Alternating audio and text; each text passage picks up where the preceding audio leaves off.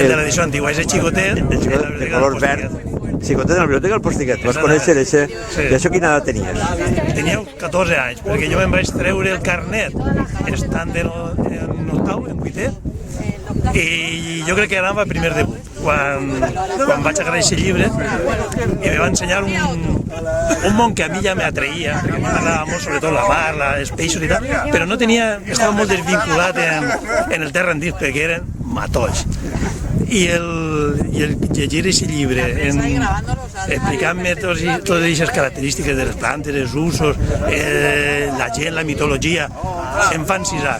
I a més me va enganxar en les plantes i en el valencià, perquè jo soc de família d'Oriola i ma casa era castellà, però no sé, estava tot tan relacionat, tot tan sensible, el valencià, les plantes, el medi, i me vas enganxar en els dos vessants, perquè jo entonces me va costar molt inclús entendre aquest llibre, perquè no, en ma casa no, encara que mon pare diu moltes paraules en valencià, era veritat, però se parlava en castellà, però el vaig gaudir. Era tanta sensibilitat que traspuava que em va segrestar de per vida. Avui en dia treballo en una brigada de biodiversitat i segurament hi havia algun dins meu que ja m'espentava cap a això, però el teu llibre m'ha fet moltíssim.